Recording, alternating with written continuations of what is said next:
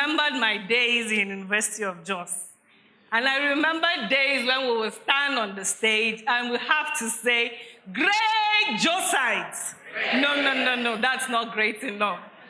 Great Josites. Great Nigerian students. Great Josites. I want to yarn. I want to gyrate. I want to speak. And I'm going to speak on the art of hustling.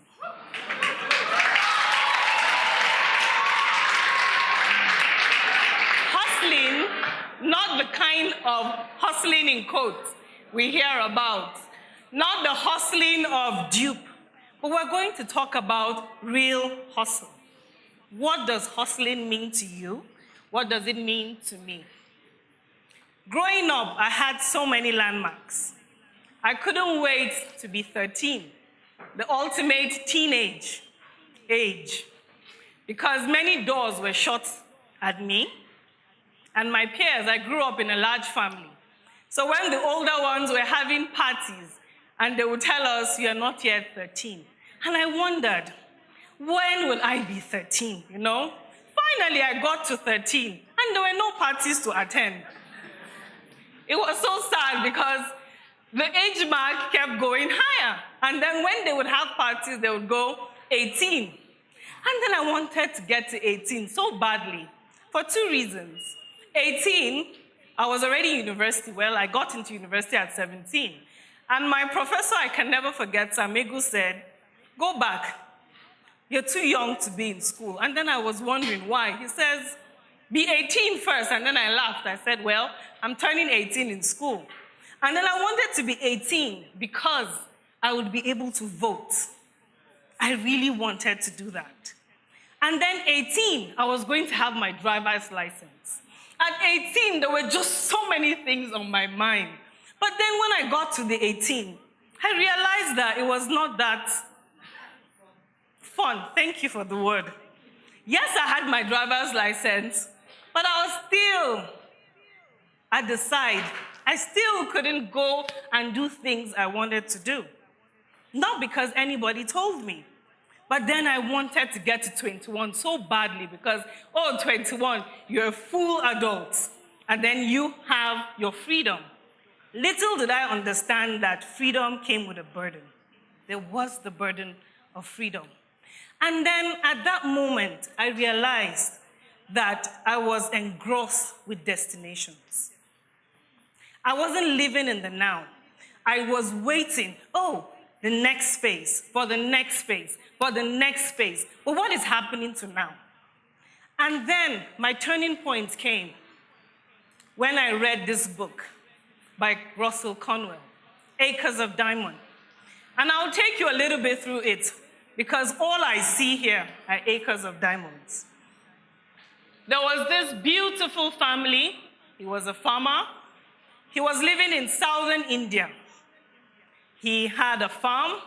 He had his cattle. He was doing very fine. Then someday a priest came to meet him. And the priest said, you know what? It's time to travel. He spoke to him about diamonds. He says, you're wasting your time on a farmland. Travel. Go to the land between the valleys. There are lots of diamonds there. And you're going to be a multi-millionaire. Mind you, this was in the 1800s. He just told him, you're going to be stinkingly rich. And at that moment, he thought to himself, he couldn't sleep. Then he decided to sell his house, one. He kissed his wife and his son goodbye. He says, I'm going to come back a multi-millionaire, very wealthy man. And he went, he traveled, went to all parts of India. He got to Europe. And finally, he realized that there were no diamonds. And he wrote a letter to his wife. And he says, honey, there are no diamonds anywhere. And he jumped into the river and died. Now, this is where the story goes. The man he sold the land to got on his mule, used his cart, began to farm. And as he was farming, he found some annoying black rocks, and he would push them to the side.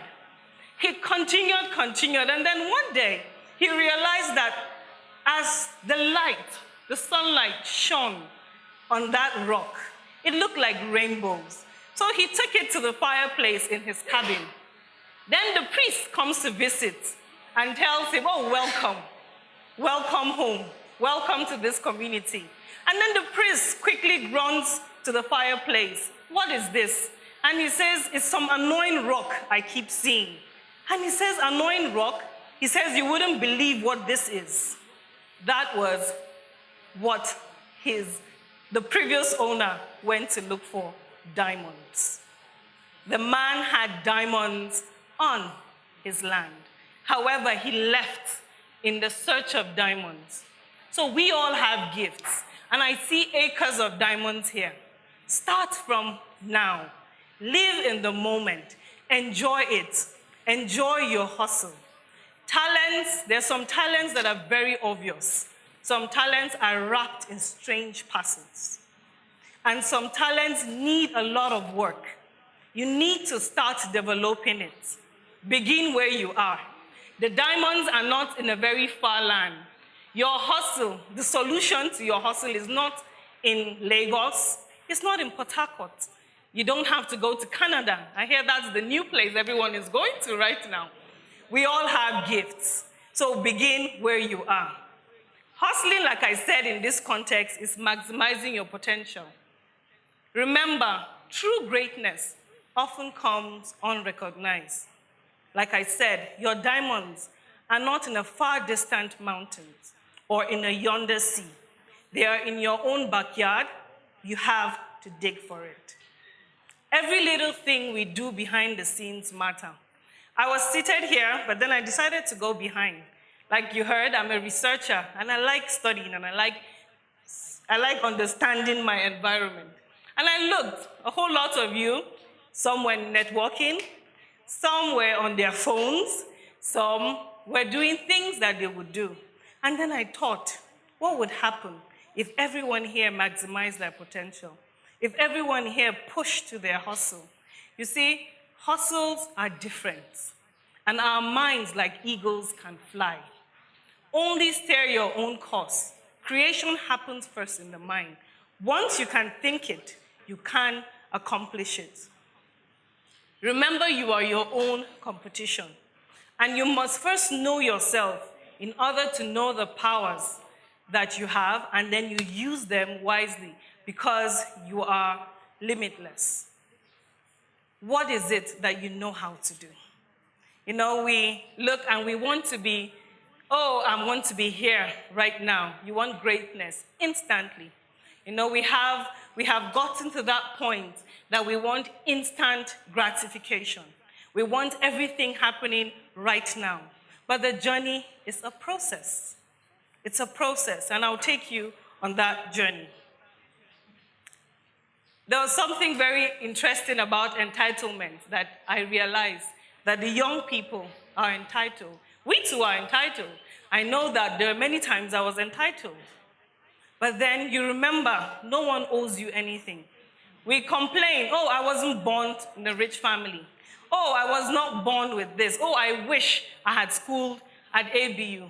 But anybody that went to ABU missed anyway, because as far as I'm concerned, University of Jos is the best university.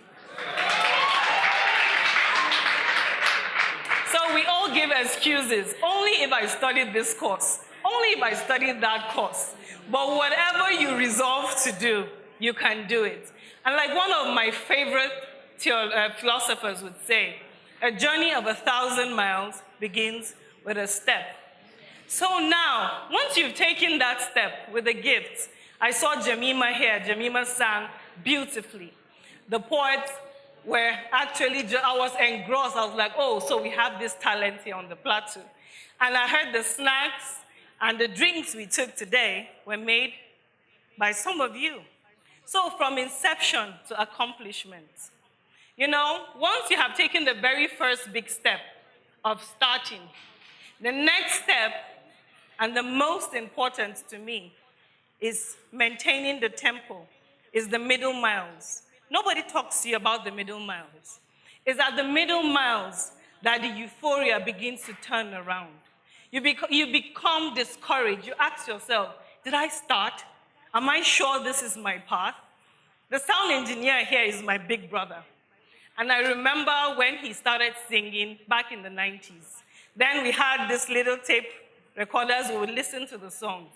And I have seen how he has chased the hustle. Apart from what he studied in the university, he's actually one of Nigeria's best musicians. And on the plateau, he's a name to be reckoned with. And that big brother is Emmanuel Yefui. So you see, you begin to doubt, am I on the right path?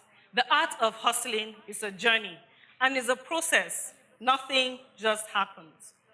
We all have different routes. I saw many poets here, many musicians here. You are not competing against yourself. You are your own competition. Keep on your line, keep on your lane, keep the dream, keep the hustle, and never be ashamed of your hustle. How many of you have heard of the pap woman? Ijoma. Ijoma has made Forbes list. Ijoma has made many international newspapers and magazines. And Ijoma could not even afford to buy diapers for her son. But Ijoma realized that I can make pap, akamu. I can make pap and package it. And Ijoma started packaging pap. And Ijoma is a multimillionaire. There is the Moi Moi woman. She decided, I will do what I can do. Never be ashamed of your hustle.